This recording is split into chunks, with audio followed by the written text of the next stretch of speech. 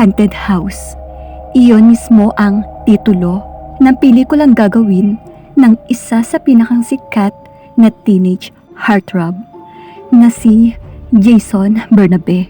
Nang unang sabihin ni Jason na ang susunod nitong film project ay horror, may naramdaman na agad na kakaiba si Mang Bogs. Hindi maipaliwanag na matanda kung bakit. Basta iba, kakaiba. Si Mang Bogs ay malaking bahagi ng buhay ng movie star dahil ito ang tumatayo nitong alalay, driver, confidante, bodyguard at tatay-tatayan na rin. Ang malaman ni Mang Bogs na isang haunted house sa Ilocos gagawin ang shooting, parang lalong nakaramdam ng hindi maganda. Ewan ba niya, pero unang pagkakataon na gagawa ng horror movie ang alaga ay nag-iwan talaga iyon ng mga kilabot sa katawan. Masamang premonition, maaari. Pero sino ang maniniwala sa kanya? Alali lang siya ni Jason. Sino siya para sabihin dito na huwag tanggapin ang movie offer dahil nagdudulot iyon sa kanya ng isang hindi magandang pakiramdam. Martes po ng madaling araw ang biyahe natin pa Ilocos, Tatay Bogs. More or less aabutin tayo ng 2 linggo kapag walang naging aberya sa shooting. Pero babalik tayo na Maynila sa weekend, sabi ng manager. May guesting raw ako sa isang television talk show at interview sa isang glossy magazine. Wika ni Jason na hawak ang pinakabisadong script at nakahiga sa diban. Hindi mo dapat tanggapin ang pelikulang iyon. May masamang mangyayari sa iyo. Hindi mapakaling, sabi ng matandang lalaki sa alaga. Maniwala ka, masama ang kutob ko. Pwede po ba, Tatay Bogs? Tigilan niyo na po ang pagiging mapapamahiin. Pati ako'y kinikilabutan sa sinasabi niyo. Ani Jason, kasi mabuti pa'y i-ready niyo na ang mga dadalhin sa shooting. Kinakabisado ko itong linya ko. Baka hindi ko ito makabisado kung patuloy ninyo akong tatakutin. Sige, pasensya na. Hindi lang siguro ako komportable na gagawin mong pelikula. Sus, Tatay Bogs, ang dali mong natakot. Alam ko sa salitang haunted house ay takot ka na. Natatawang naiiling na sabit ni Jason. Siguro nga. Sige, kabisaduhin mo na ang script mo. Sorry. Ani Mang Bogs at tumalikod na. Napapailing na sinundan na lamang ni Jason ng tingin ang matanda. Eksakto sa oras na nasa call sleep na nang ihatid ni Mang Bogs sa location shooting ni Jason. Isang maliit na bungalow ang nirentahan ng producer para tirahan na lalaki malapit sa location. Doon sila nanggaling.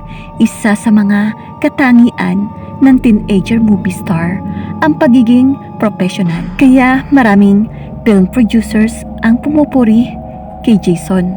Pagdating kasi nito sa shooting ay kabisado na ang mga dialogue. Kompleto ito sa mga gamit.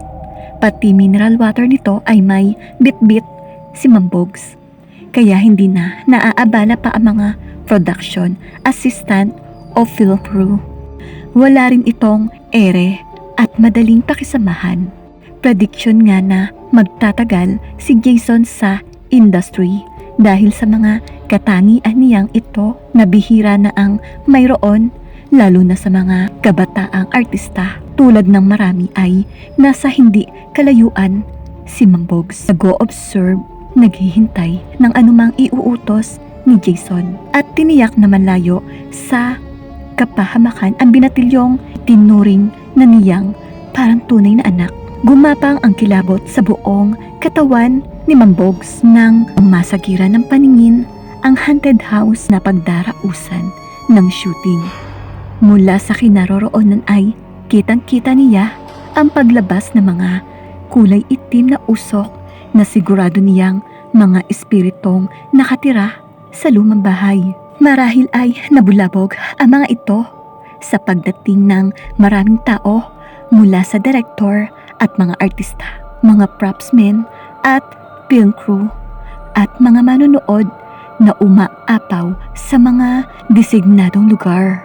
Nanlamig at nanginig ang buong katawan ni Mambogs. Binalot siya na matinding takot pero may isang kakaibang init rin na gumapang sa mga kalamnan niya. Pakiramdam niya ay pumasok sa butas ng ilong niya at butas ng tenga. Ang itim na usok na ngayon ay hinihigop ang kanyang hininga. At bigla ay naisip niya si Jason. Si Jason, baka kung anong nangyari kay Jason. Kailangan niya itong iligtas.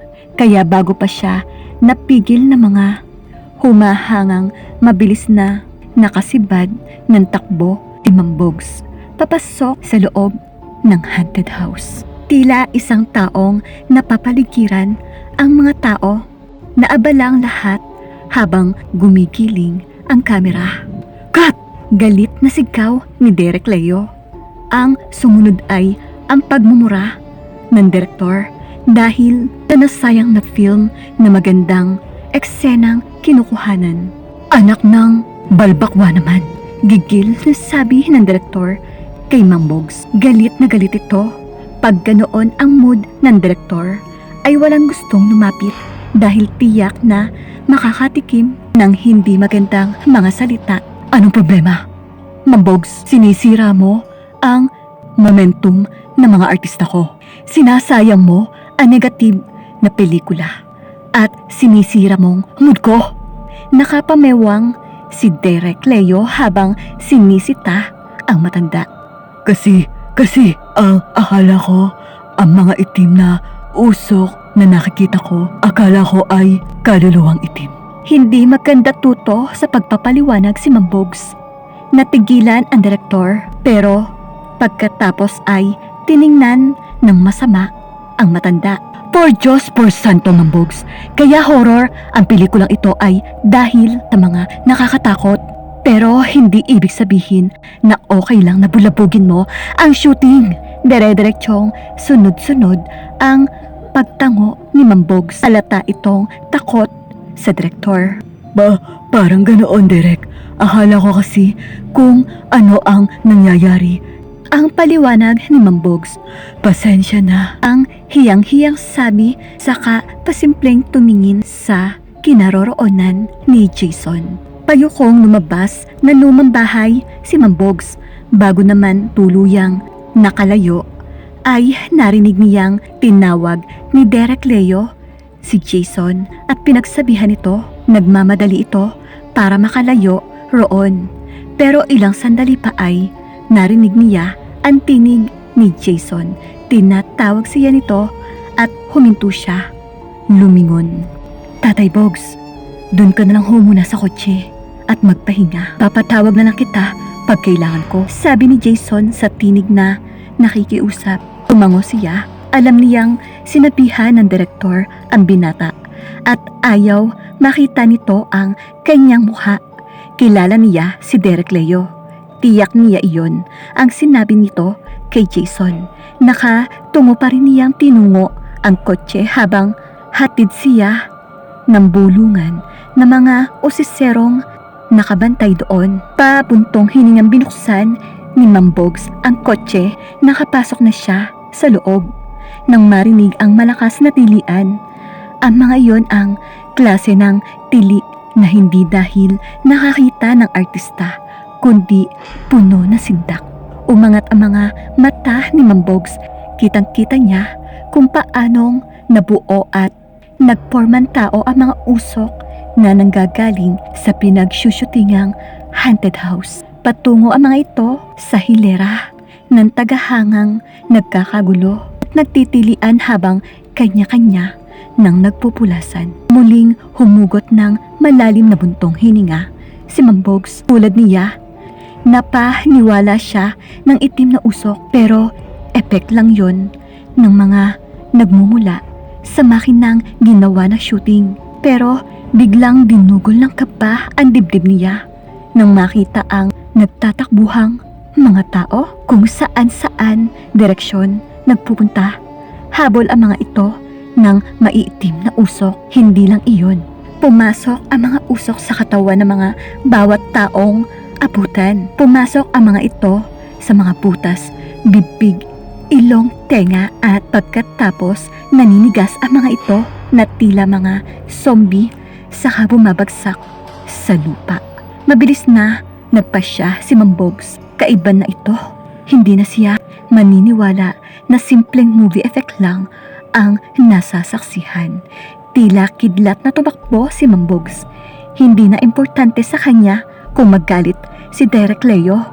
Kailangan mailigtas niya si Jason na sa nakaambang panganib.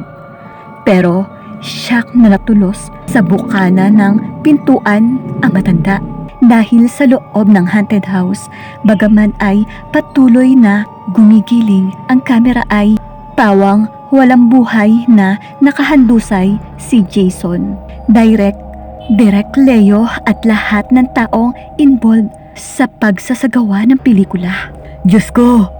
Jason! Sigaw ni Mambogs.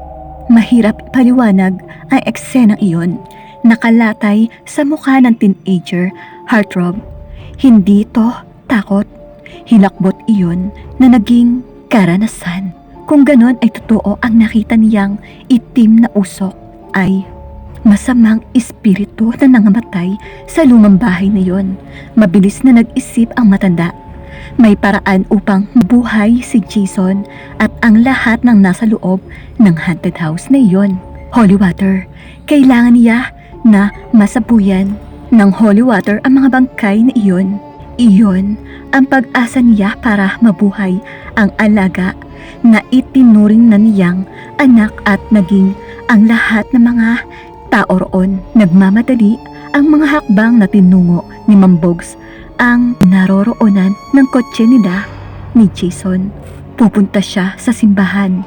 Hihingi siya ng tulong sa kura paroko sa lugar na iyon. Hindi niya alintana ang mga taong nakahandusay at nakaharang sa daraanan. Pero ganun na lang ang gulat ni Mambogs nang makitang nakabulagtana ang sarili sa tapat ng kotse. Nasa tapat iyon ng nakabukas na pintuan ng driver's seat. Hindi! Sindak na sabi ng matanda.